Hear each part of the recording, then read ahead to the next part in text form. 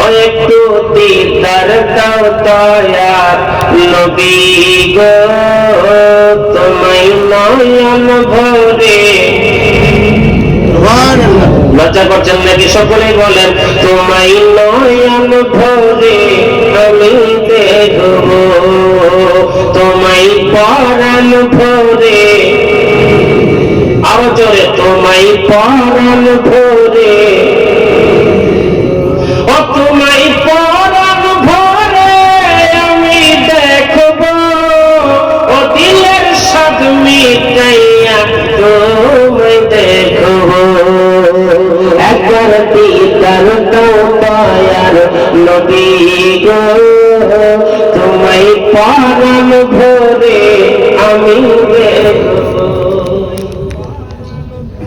এক রাত আমার নবী ছিলেন হালিমারি ঘরে, বাগে এসে ছাগল নিল চরগাহাট থেকে।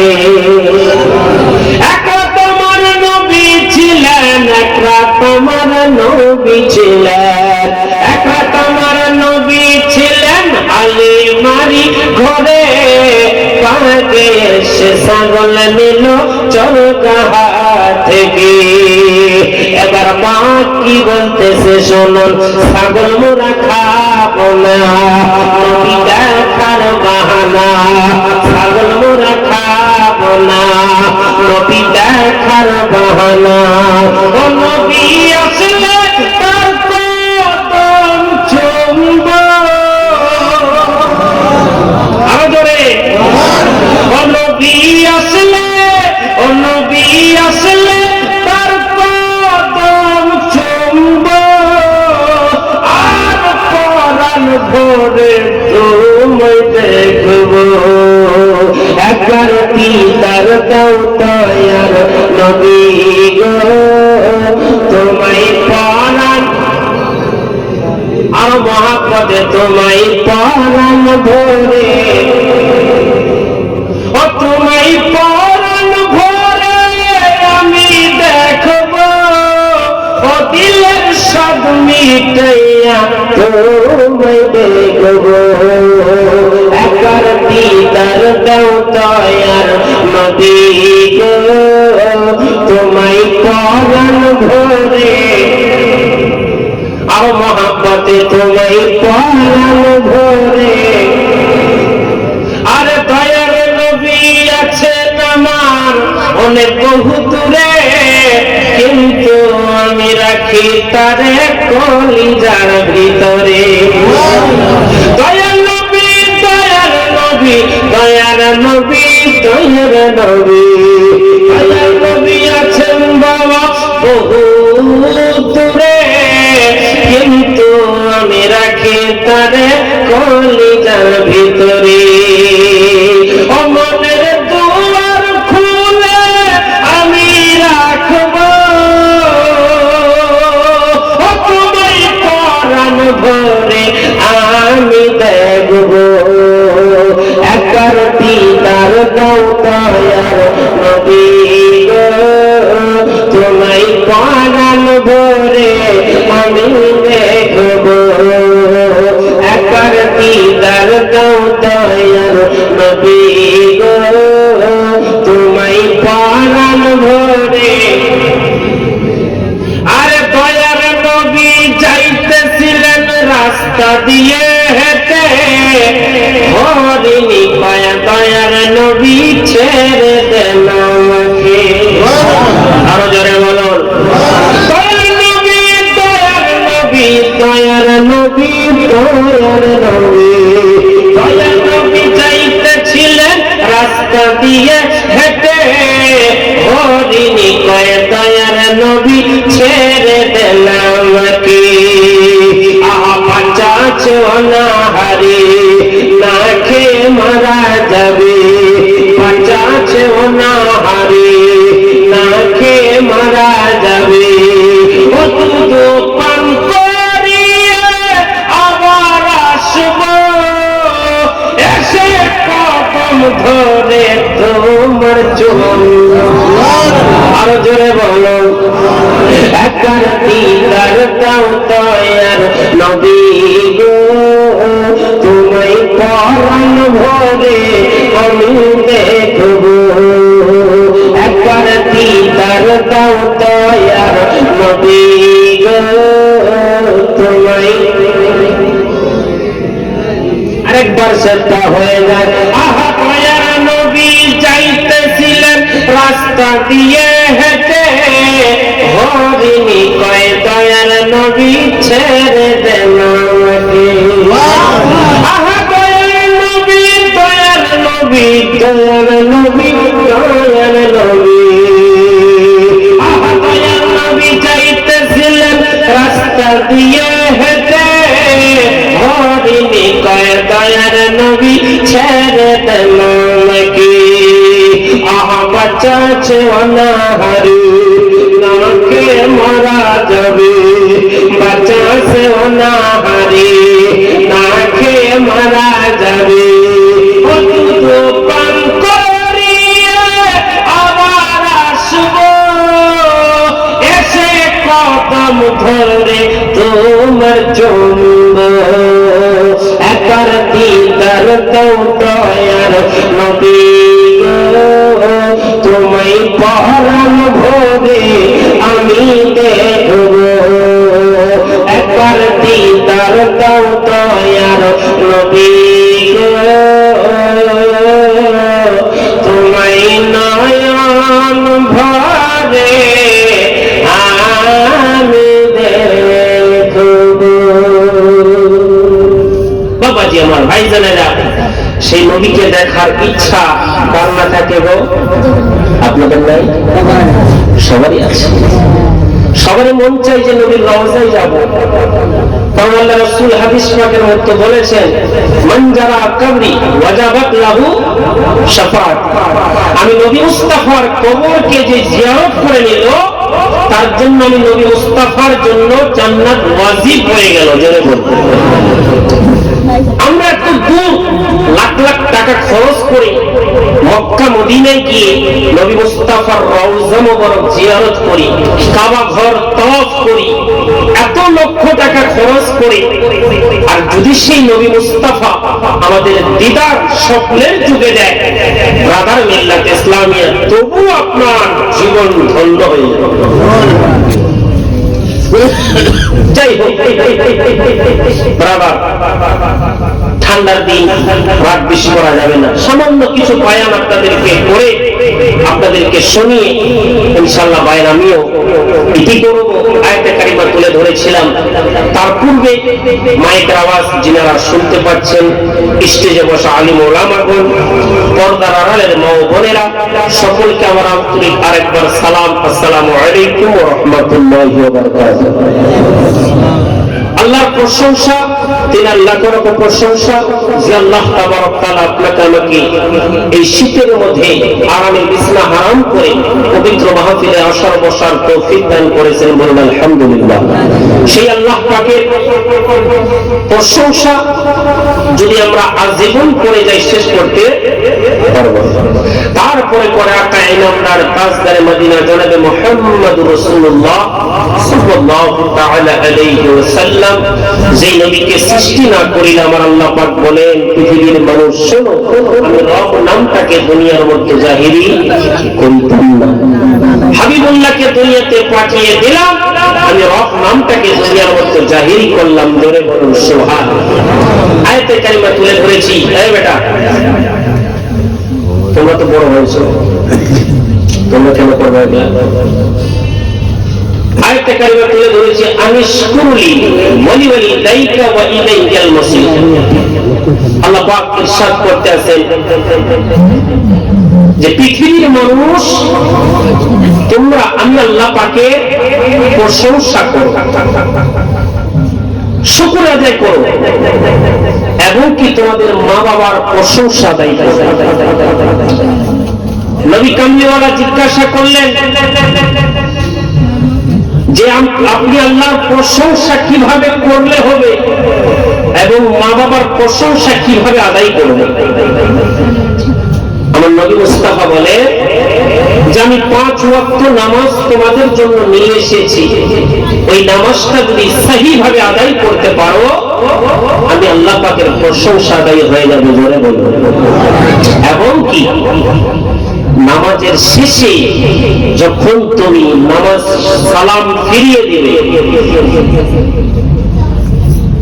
সালাম ফেরার পরে যে আমরা দুহাত তুলে দোয়া করি, রব্বানা যালামনা আনফুসানা ওয়া ইন লাম তাগফির লানা ওয়া তারহামনা লানাকুনান্না মিনাল খাসিরিন, এবং ইত্যাদি দোয়া বাবার জন্য, সন্তানের জন্য, স্ত্রীর জন্য, ধন দৌলতের জন্য দোয়া আমরা মেগে থাকি।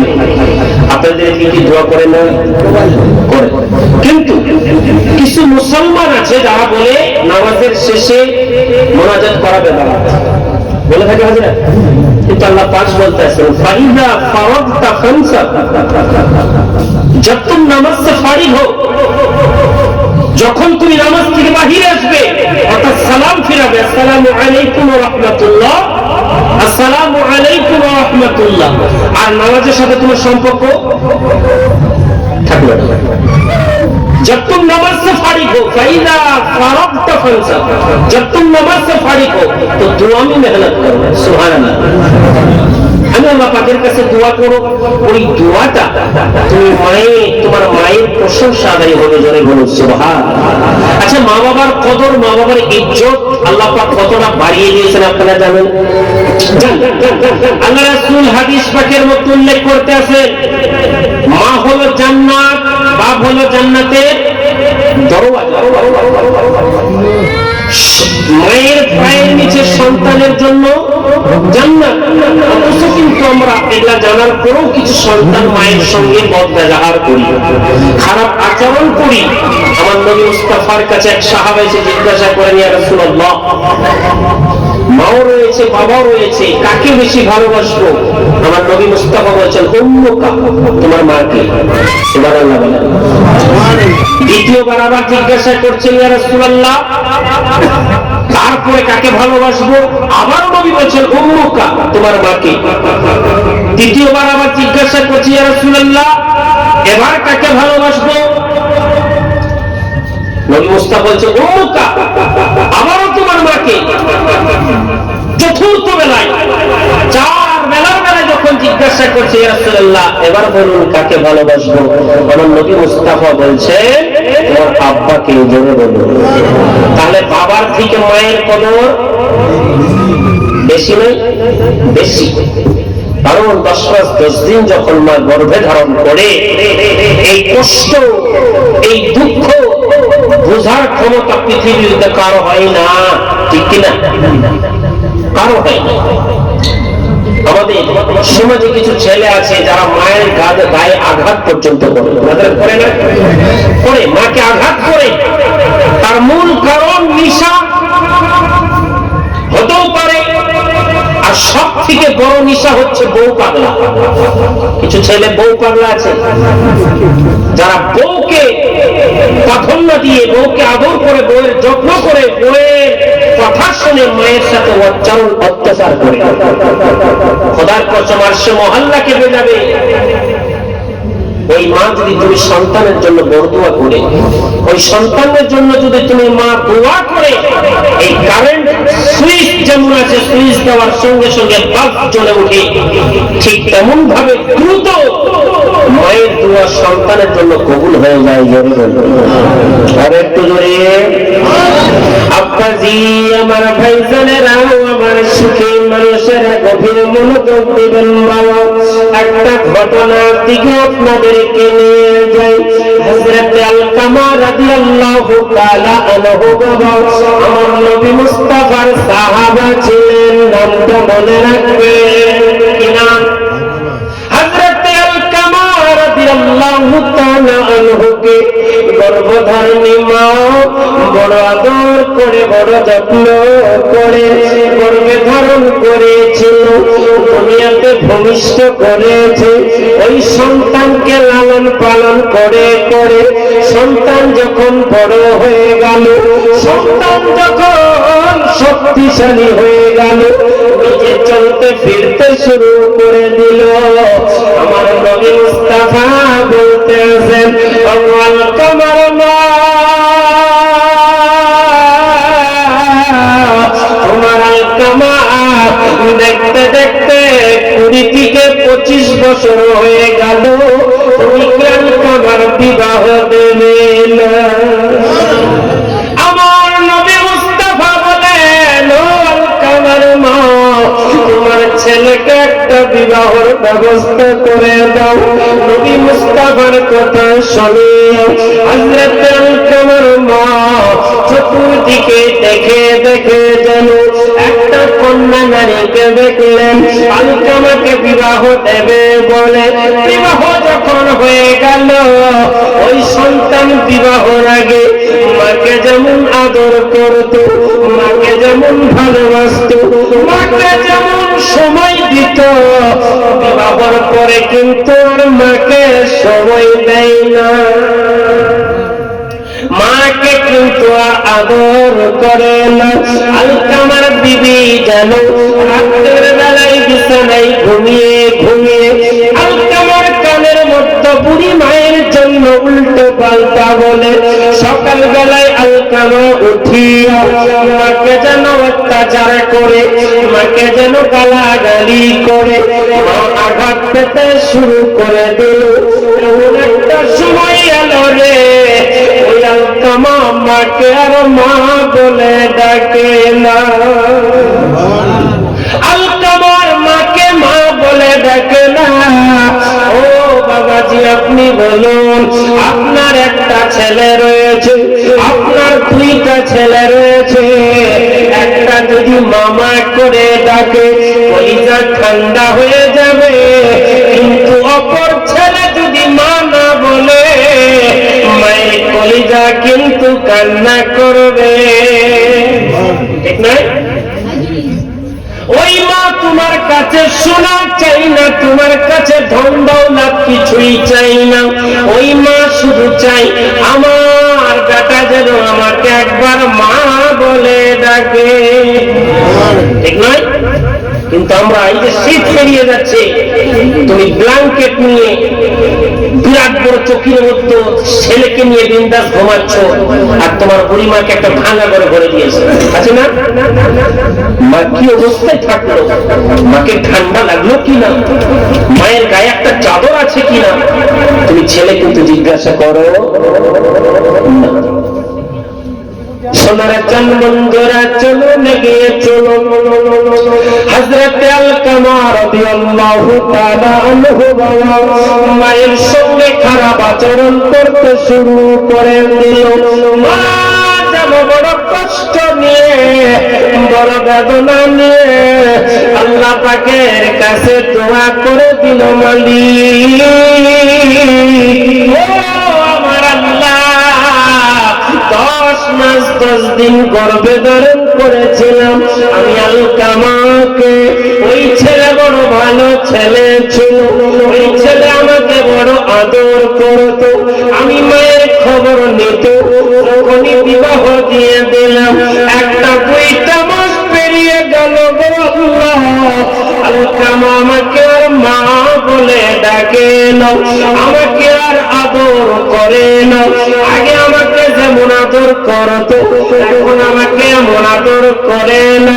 আল্লাহ গো, আমার সন্তানের জন্য তুমি আল্লাহর কাছে বিচার দিয়ে দিলা।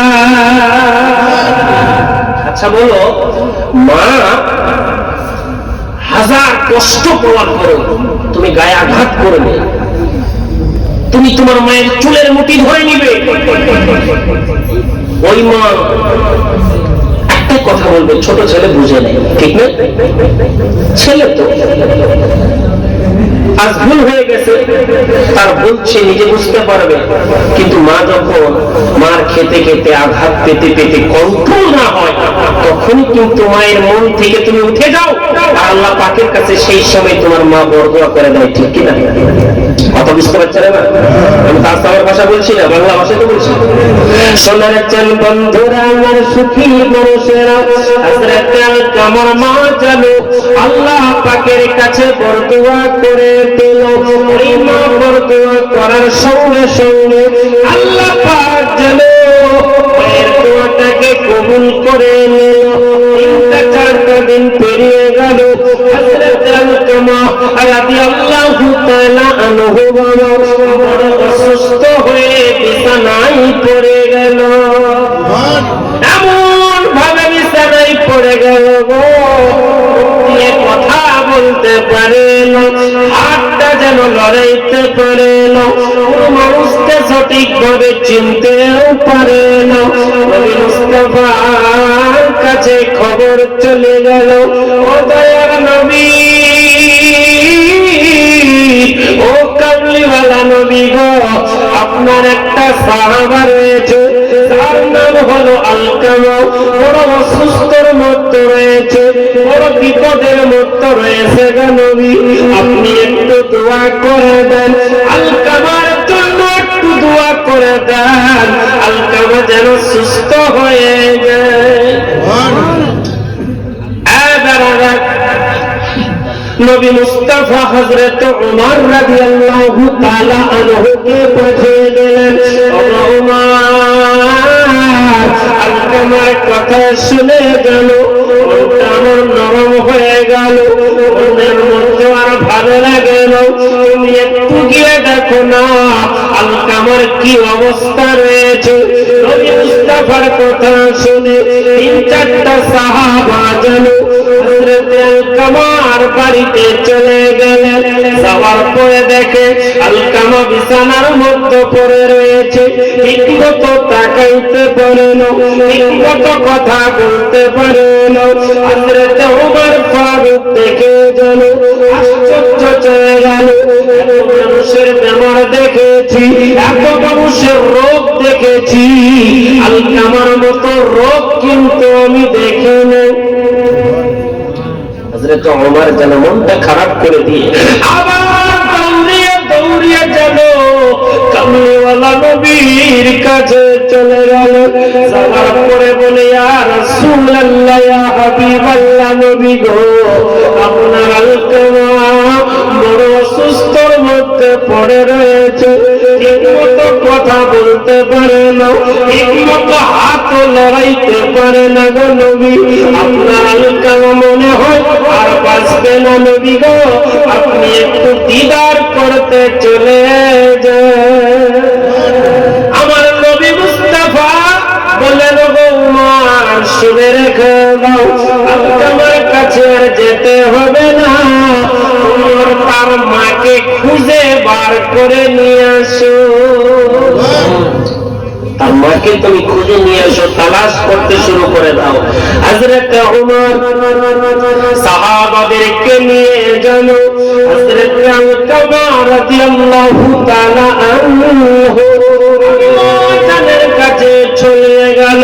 যাওয়ার পরে বলেন, ও আলকামার মা, আপনি যদি আলকামার মা হন, আমার নবী মুস্তাফা আপনাকে ডেকেছে।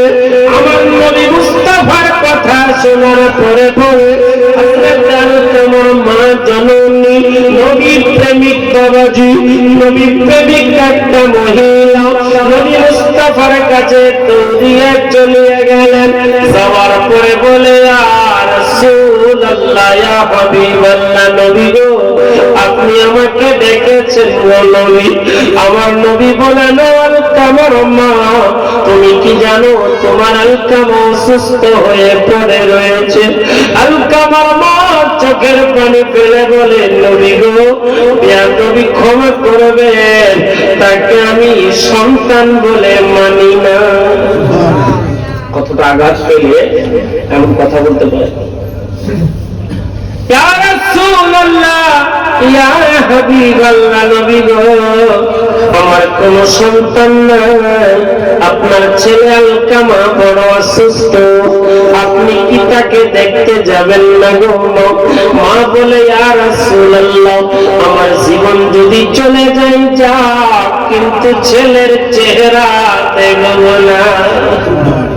মাকে আমার নবী জিজ্ঞাসা করে, মা জননী, এত বড় কষ্ট তোমাকে দিয়েছে আলকামা? বলে, ইয়া রাসূলুল্লাহ, ইয়া হাবিবাল্লাহ, নবী গো, অনেক কথা আমাকে শুনিয়েছে, অনেক গালাগালি আমাকে করেছে গো নবী, অনেক আঘাত পেয়েছি গো নবী, মনের জ্বালা সহ্য না করতে পেরে আমি আল্লাহর কাছে বিচার দিয়েছি, নবী আমার আলকামাকে আমি মাফ করে বলো।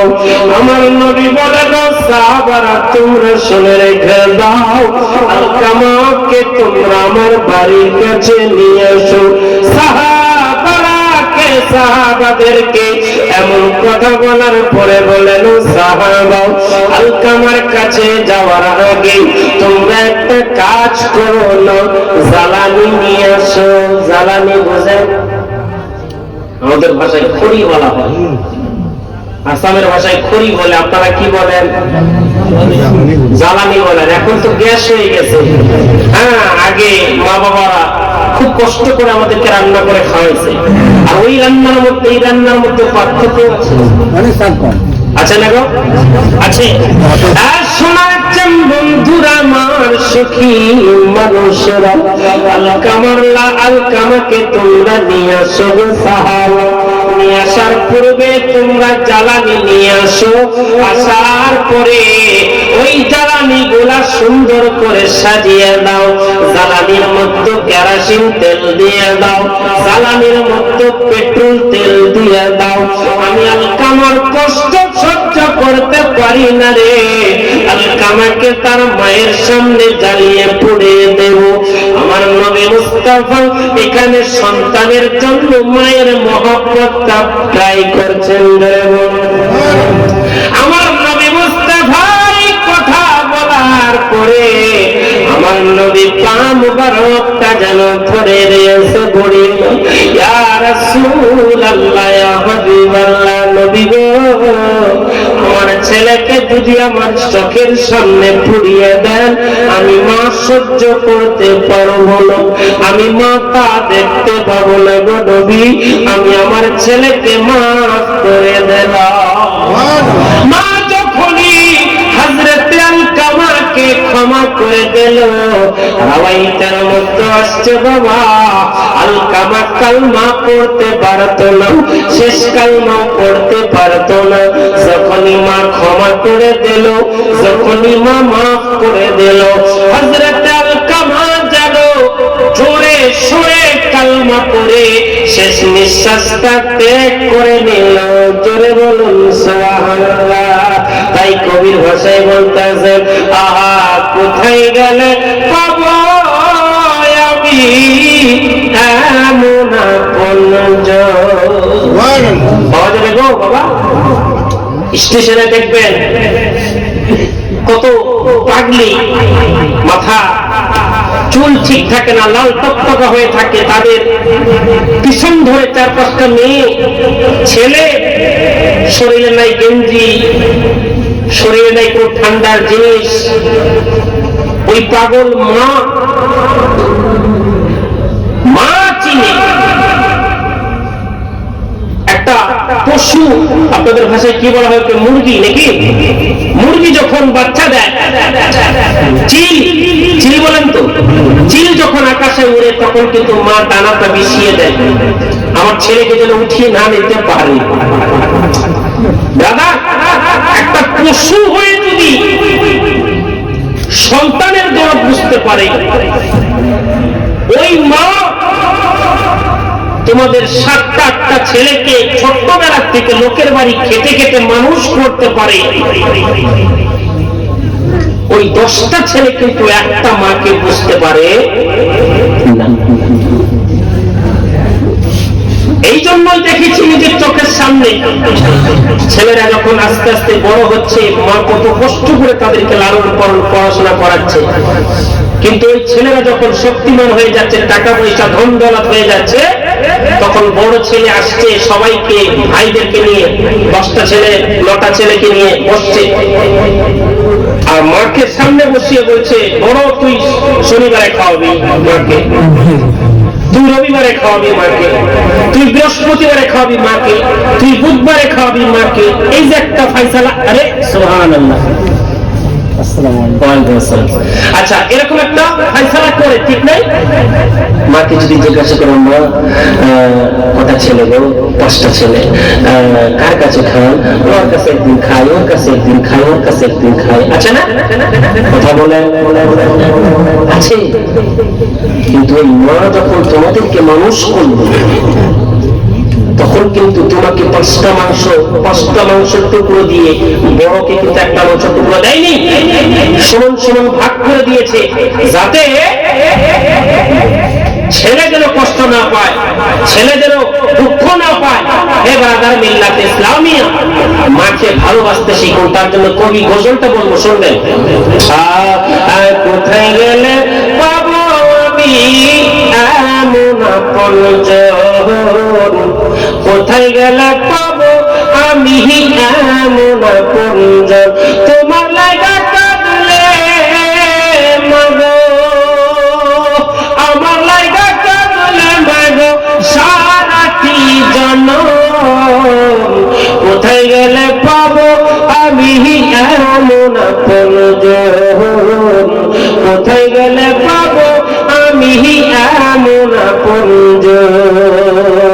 আরে কত রাত ঘুমাওনি মা, করবে যখন তুমি, কত কষ্ট সইল মাগো জানে অন্তর জানো।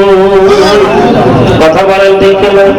আরে কত রাত ঘুমাওনি মা, করবে যখন তুমি, কত কষ্ট সইল মাগো জানে অন্তর জানি। আরে তোমার আমার সুখের কালে মা,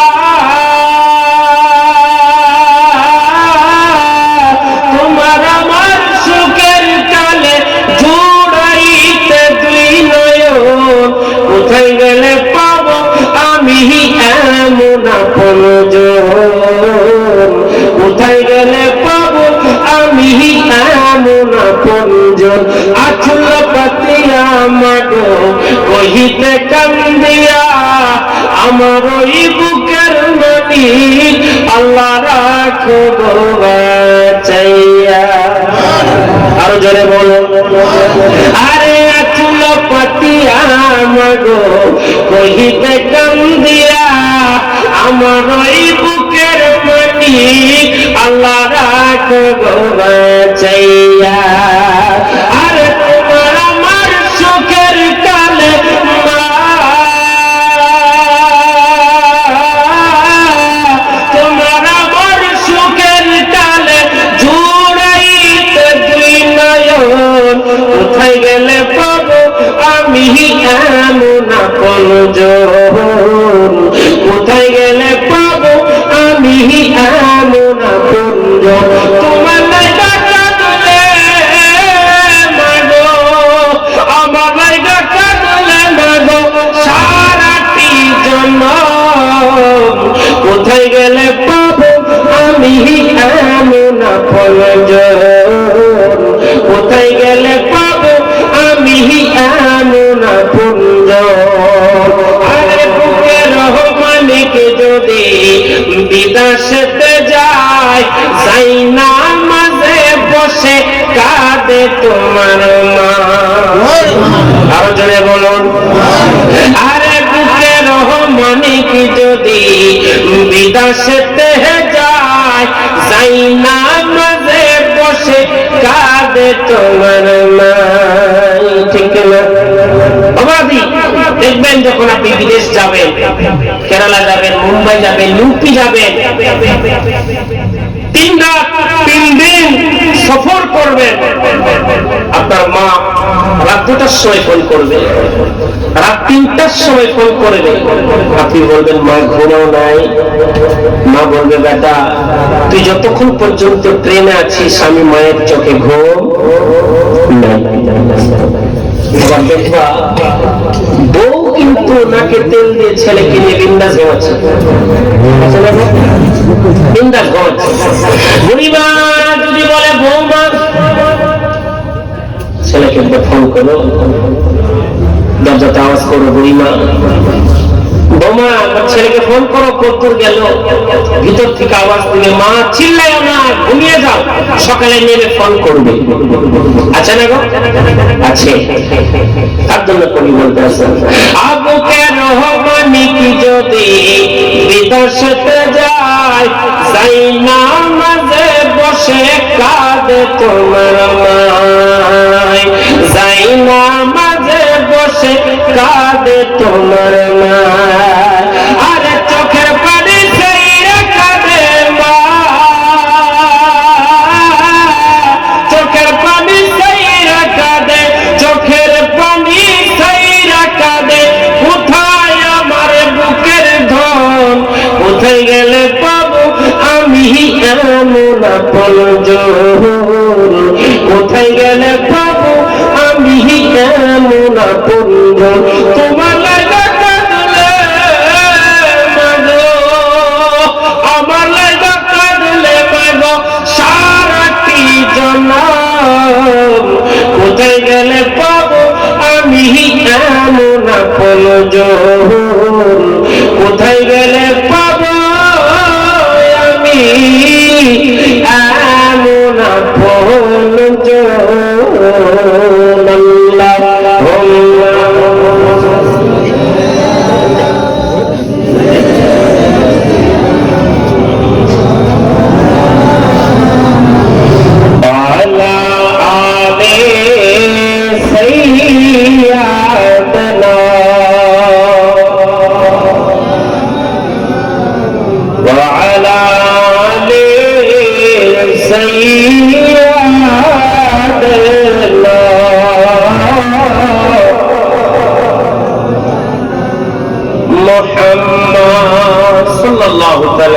বাবাজি এতক্ষণ থেকে বয়ান করছি, এটাই বোঝাতে চাইলাম, সকালে উঠে যেন মাকে ধরে মারেন, ঠিক না?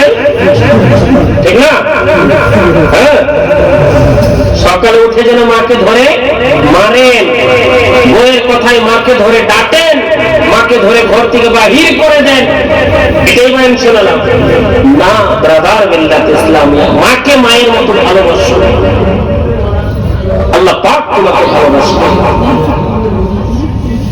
আল্লাহ রাসূল হাদিস পাকের মধ্যে উল্লেখ করতেছেন, হুমা জান্নাতুকা আও নারুকা, তোমার মা বাপ হচ্ছে তোমার জন্য জান্নাত এবং জাহান্নাম। তুমি যদি তোমার মাকে রাজি করতে পারো, তুমি যদি তোমার মাকে ভালোবাসতে পারো, আর ওই মা যদি তুমি সন্তানের প্রতি রাজি থাকে, এই দুনিয়াটা হবে তোমার জন্য জান্নাত। সুবহানাল্লাহ। আর যদি মাকে আঘাত দাও, মাকে কষ্ট দাও, মাকে দুঃখ দাও, ওই মা যদি তুমি সন্তানের প্রতি নারাজ থাকে, তাহলে তুমি ভেবে নাও পৃথিবীর যেইখানেই যাও না কেন, সুখ কি জিনিস, শান্তি কি জিনিস, সেই জিনিসটা খুঁজে পাবে না। এরই নাম হচ্ছে দুনিয়াটা জাহান্নাম। ব্রাদার মিল্লাত ইসলামিয়া, আমরা হয়তো অনেক হাজিগণ এখানেও আছি, নাকি গো? আচ্ছা, হাজি নাই, আপনাদের এলাকায় তো আছে। হাজি সাহেবরা জিজ্ঞাসা করবেন কত লম্বা করে সফর করে, কত টাকা খরচ করে, কিন্তু বাড়ির মা, আল্লাহ রাসূল বলেছেন, ঘুম থেকে উঠে যদি তোমার মাকে তুমি নেক নজরে তাকাও, একটা হজের নেকি তোমার আমলনামায় লেখা হবে। আরো জোরে বলো। আর ওই মাকে যদি দুঃখ দিয়ে, মাকে যদি কষ্ট দিয়ে, মাকে আঘাত দিয়ে যদি তুমি ছেলে 70 বার হজ করতে যাও, ওই হজ আল্লাহ পাক তোমার কবুল করবে। আল্লাহ পাক আমাদের সকলকে বোঝার জন্য তৌফিক দান করো। আউট করে হো মুমিন ও মুহাম্মদ কি তাজিম কে লিয়ে ইয়া নবী,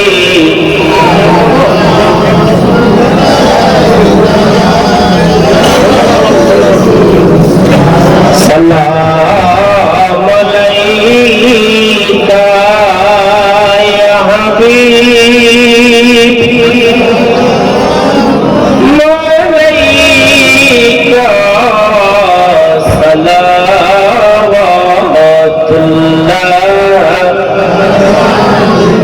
হাবিবি ইয়া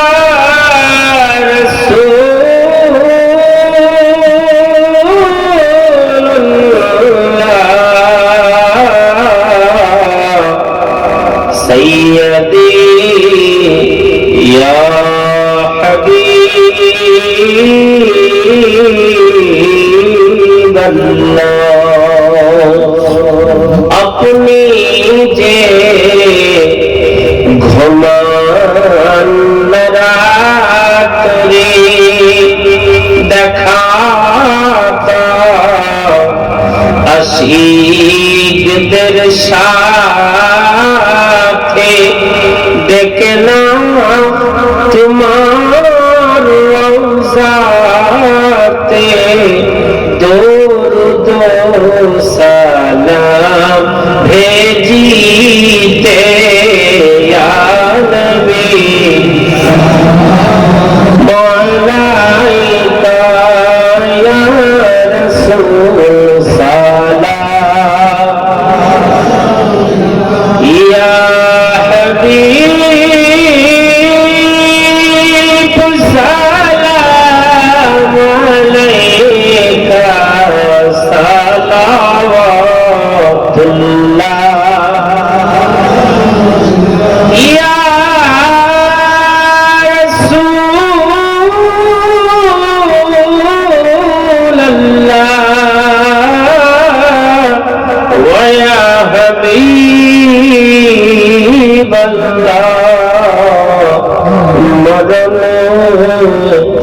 थकी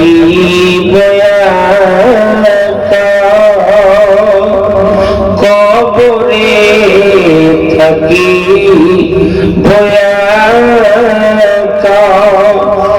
हसरे उठी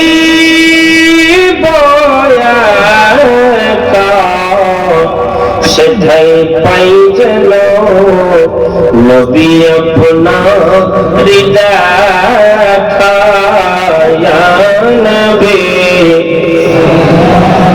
मौलाइका या रसूल सलाम या हबीब सलाम अलैका